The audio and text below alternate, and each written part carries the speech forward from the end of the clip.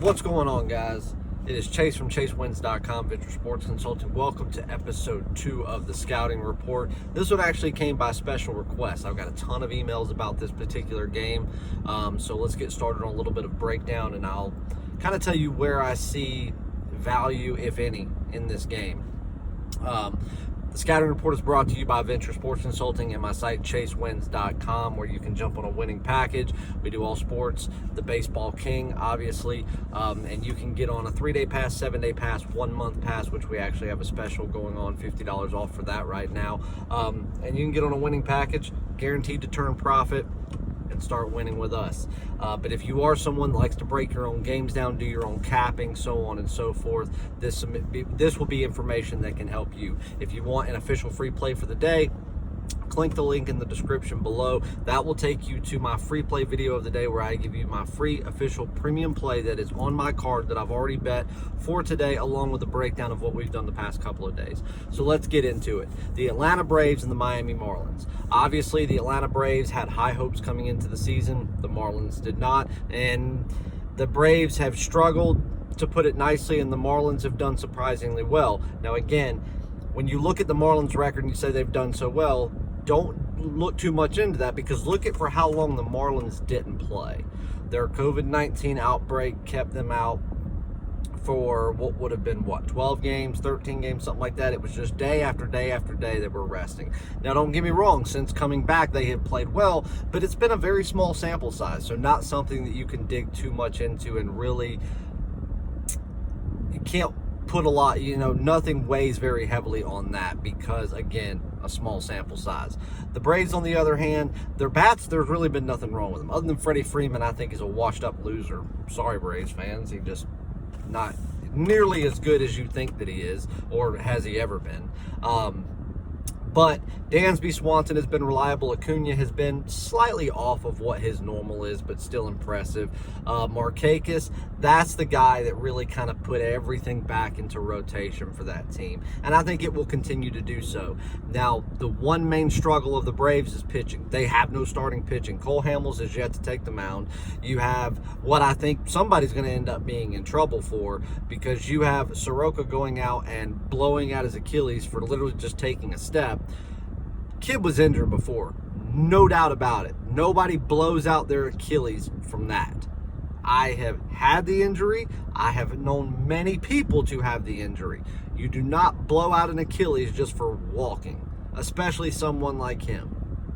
There was an underlying issue there that was either not reported or covered up. So somebody may be in trouble for that one.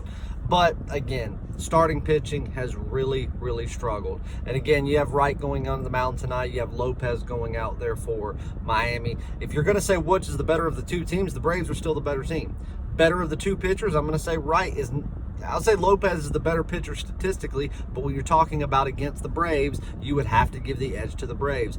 Bullpen-wise, I would say the Braves are in a little bit better shape right now. Closer-wise, I think the Braves are really, really struggling. So I give that slight lean to Miami.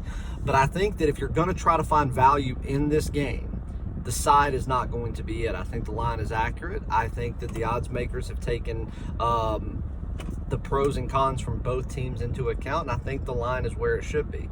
I think the total is where you can find some value. Kyle Wright is someone that is not expected to go more than 5 innings. Only twice in his career has he reached the 5th inning as a starter. Do I see him going over 5 innings tonight? Probably not. Now, if he's pitching well, they'll let him do whatever they can do, because they want to save as many arms as they can.